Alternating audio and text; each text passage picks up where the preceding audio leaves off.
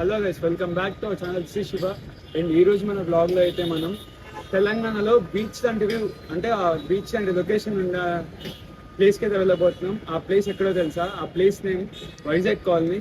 ఇది ఎక్కడో వైజాగ్లో అయితే లేదు, మన తెలంగాణలో, మన నల్గొండ డిస్టిక్లో ఉంది. ఓన్లీ హైదరాబాద్లో అయితే ఒక 20% వరకు అయితే వైజాగ్ కాలనీ ఎట్ సైడ్ ఉంటుంది, ఎక్కడ ఏంటని చెప్పేసి మాత్రం తెలుసు. అండ్ మన ఈ లొకేషన్ అయితే మ్యాప్లలో కూడా కనిపించదు. ఇలాంటి లొకేషన్కి అయితే మనం వెళ్ళబోతున్నాం. Let's start our ride. Number plate నా దానికి లేదు కదా, నెంబర్ ప్లేట్ అను కొంచెం ఏరు పెట్టిమంటే అక్కడ పెట్టిస్తుంది అంతా. Day hi. Okay, number plate అయితే ఆల్రెడీ ముందు పెట్టించేసింది. బైక్ కొన్న తర్వాత ఇప్పుడే అనుకున్నా పెట్టడం, మళ్ళీ అంటే ఒక 2 times పెట్టించిన, ఇప్పుడే పెట్టిస్తున్నాం. మళ్ళీ టైం వచ్చేసి 10:40 అవుతుంది. వైజాగ్ కాలనీ ఖమ్మం నుంచి 4 hours చూపిస్తుంది. 180 kilometers ఉంది. ఇంత ఎండలో పోతున్నప్పుడు ఏదో ఒకటి చల్లగా తాగాలి కదా. కూల్ డ్రింక్ తాగేసి మన ఖమ్మం వదిలేద్దాం. థమ్స్అప్. ఇప్పటి వరకు మీరు బ్లాగ్ చూసింటే అర్థమే ఉంటుంది, నా గొంతు పోయింది. మన ఫస్ట్ ఫ్యూయల్ స్టాప్ అయితే ప్రతిసారి రిలయన్సే ఉంటుంది. హైదరాబాద్ వెళ్ళినా ఎటు వెళ్ళినా ఇది కూడా మ్యాక్సిమం ఇది కూడా హైదరాబాద్ అంతే ఉంది డిస్టెన్స్. హైదరాబాద్ సూర్యాపేట నుంచి ఎప్పుడైనా వచ్చినప్పుడు కానీ పోయేటప్పుడు కానీ ఎప్పుడు అనుకుని ఉంటుంటా, అది నేషనల్ హైవే రోడ్డు మంచిగా మన ఖమ్మం కాలువ ఉంటుంది కదా, ముద్దులపల్లి కాలువ, అక్కడ వరకు వచ్చి ఉంటే ఇక్కడ వేస్ట్ అయ్యే టైం అసలుకి సూర్యాపేట వెళ్ళిపోయే వాళ్ళం కదా అని చెప్పేసి అనుకున్నట్టుంది. ఇక్కడ కూడా మంచిగా రోడ్డు వేస్తున్నారు. ఒక యుద్ధంలో నుంచి బయటపడి టోల్ రూట్ స్టార్ట్ అయిపోయింది. ఫోటో తీస్తే కొంచెం నీట్గా తీయండి సార్. బాబురే రోడ్డు కట్టంగా పెట్టిండు. ఇవాళ మన ఫస్ట్ టోల్ గేట్ పాలర్లో అయితే రీచ్ అయిపోయాను. డైలీ కొట్టించేటట్టే అని చెప్పేసుకొని ఒక 1000 రూపీస్ కొట్టించిన పెట్రోల్. Second fuel stop. Full tank చేయండి, ఫుల్ ట్యాంక్. చూస్తూ ఉండండి, పైకి వస్తుంది. 450 పట్టింది మళ్ళీ. నేనైతే ఆల్రెడీ నకరికల్ రీచ్ అయిపోయినా. నకరికల్ కిందకి దిగి యూటర్న్ తీసుకుని నకరికల్ లొకేషన్. ఇంకా 107 kilometers ఉంది. 2 hours 36 minutes. Destination reach time 3:50 ఉంది. టైం ఇప్పుడు 12:38 అయింది. 2 routes ఉన్నాయి అనమాట. ఒకటి నల్గొండ నుంచి, ఇంకోటేమో హాలియా నుంచి. ఫోన్ హోల్డర్ నిన్ననే పెట్టించిన, ఆగుద్దా లేదా అనేది ఒక డౌట్. నా ఫోన్ కాదు, సొంత ఫోన్. ఇంతసేపు హైవేలో, ఇది మొత్తం ఇప్పుడు సింగిల్ లైన్ రోడ్డు. రోడ్లు మొత్తం 10th class పిల్లలే. ఎగ్జామ్స్ అనుకుంటా, ఇవాళ థర్డ్ ఎగ్జామ్ అనుకుంటున్నాను. ఈ వీడియో 10th class వాళ్ళు ఎవరైనా చూస్తుంటే మాత్రం all the best for your exams. బాగా రాయండి. ఇండికేటర్ కూడా వేయరు. ఇండికేటర్ ఉండదు, హెల్మెట్ ఉండదు, ఏం ఉండవు. ఎప్పుడు నల్గొండ నుంచి వెళ్ళిన రోడ్డే కదా, నల్గొండ అని చూసినారు. అందుకే హాలిడే నుంచి పోదామని చెప్పేసి డిసైడ్ అయింది ఇప్పుడే. వైజాగ్ కాలనీ జస్ట్ 5 వరకే అని చెప్పేసి చూపిస్తుంది. మరి ఇక్కడ క్లోజింగ్ టైం 5. ఒకవేళ రోడ్ అంతగా బాగాలేకపోతే ఈవినింగ్ వచ్చేప్పుడు నల్గొండ నుంచి వస్తాం. ఇక్కడ నుంచి నల్గొండ 21 kilometers ఉంది. నార్కెట్పల్లి 35 kilometers. ఇలాంటి రోడ్స్ కొంచెం చూసి చాలా డేస్ అయింది. నాకు మ్యాక్సిమం ఇట్లాంటి రోడ్స్ అంటేనే ఇష్టం. అందుకే ఇటు సైడ్ నుంచి పోతుంది. రోడ్డు బాగున్నా బాగాలేకపోయినా ఫుల్ అడ్జస్ట్. ఒకటేసారి స్పీడ్ పెంచుదాం అనుకున్నప్పుడే ఇలాంటి స్పీడ్ బ్రేకర్లు, గుంటలు వస్తున్నాయి. బండి ఊగుతూ ఉంటే పంచర్ ఏమైనా అయింది అని చెప్పేసి కింది దిగి చూసా. చూడండి అసలు బండి ఎట్లా ఊగుతుందో. 77 kilometers ఉంది ఇంకా. అండ్ NH 167కి అయితే వచ్చేసినాం. హాలియా స్ట్రైట్. మనైతే ఆల్రెడీ హాలియా కూడా రీచ్ అయిపోయినాం. ఇక్కడ సోడా తాగుదామని చెప్పేసి ఆగినాం. సోడా అయితే మస్తు స్వీట్గా ఉంది, అసలు మామూలు ఖమ్మంలో ఎట్లాంటి సోడా అసలు. అండ్ ఇక్కడ నుంచి ఇంకా 60 kilometers ఉంది. నా గోప్రో చూసుకుంటే 22% ఛార్జింగ్ ఉంది. అండ్ మెమరీ కార్డ్ ఏమో SD కార్డ్ ఎరేజ్ అని పడుతుంది.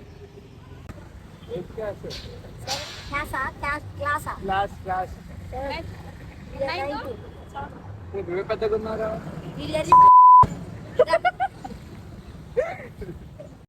థ్యాంక్స్ అన్న, థ్యాంక్స్.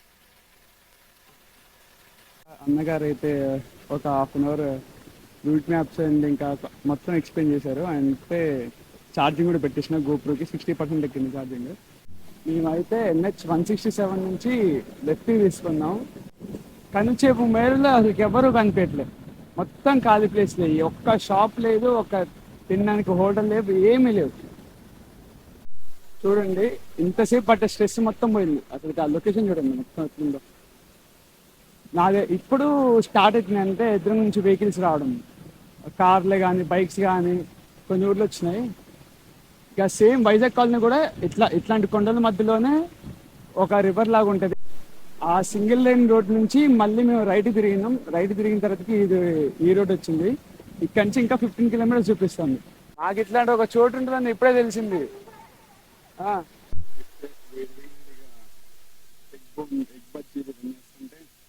ఒక బ్రేక్ ఇచ్చేసినాం అనమాట వాటికి. ఇంకా 5 కిలోమీటర్స్ ఉంది ఇక్కడ నుంచి. కొండలన్నీ రోడ్డు మీదకి వచ్చేసింది. మొత్తం హిల్ స్టేషన్ ఇదంతా. మన వైజాగ్ కాలనీ అయితే రీచ్ అయిపోయినాం. ఈ ఇసుకలో అయితే పండి టైర్ ఇలా పాములకి తిరుగుతుంది, జారుతుంది. మినిమం ఇంత లోతుంది ఇసుక కిందికి. మాక్సిమం అందరు జనాలు సాటర్డే సండేనే వస్తారని చెప్పేసి అన్నారు. ఇది అందరూ ఆంధ్రప్రదేశ్ అంటున్నారు కదా, ఇది మాత్రం తెలంగాణ. జస్ట్ ఇందాకే అక్కడ బోర్డు చూసారు తెలంగాణ అని చెప్పేసి. అసలు లొకేషన్ అయితే మామూలు లేదు. కెమెరాలు ఎట్లా కనిపిస్తుంది ఇట్లే, కానీ ఇక్కడ నుంచి చూస్తుంటే మాత్రం కళ్ళు చెదిరిపోతున్నాయి. ఎంత 1000 రూపీస్ చూస్తున్నారు కదా, ఇదైతే మన తెలంగాణలో ఉన్న వైజాగ్ కాలనీ. మ్యాక్సిమం ఎక్కువ ఎవరికి తెలీదు, but for the first time నేను ఇక్కడికి రావడం. బీచ్లో అయితే మీకు ఏ విధంగా అయితే అన్ని సౌకర్యాలు అన్నీ ఉంటాయో ఇక్కడ కూడా అంతే ఉన్నాయి. బోటింగ్ ఉంది, ఇంకా క్యాంపింగ్ చేసుకోవచ్చు అంట. మొత్తం అటు సైడ్ అట్లా ఉంది కదా, మొత్తం అదంతా నైట్ క్యాంపింగ్ చేసుకోవచ్చు అంట. అండ్ ఇంకా ఫిష్ ఫ్రైస్ కానీ చికెన్ ఫ్రైస్ కానీ అన్నీ ఉన్నాయి. చూడండి లోపల కూడా బోటింగ్కి వెళ్తున్నారు. కాకపోతే ఇక్కడ బోటింగ్ వచ్చేసి మాత్రం పర్ పర్సన్ 1000 రూపీస్ అంట.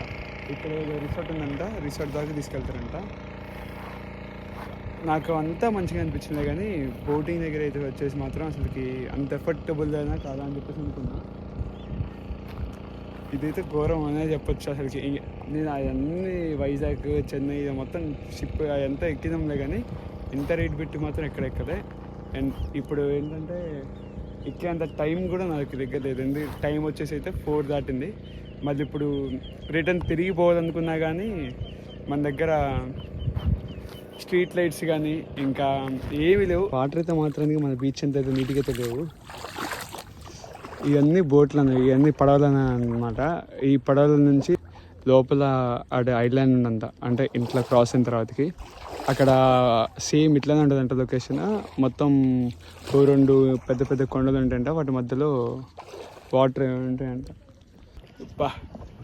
పడవెక్కిన ఇదేమో కదులుతూ ఉంది, యాడేమైద్దా అని భయం వస్తుంది. నువ్వు ఎక్కువ చేయిస్తా, ఎవడి కర్మ వాడిది.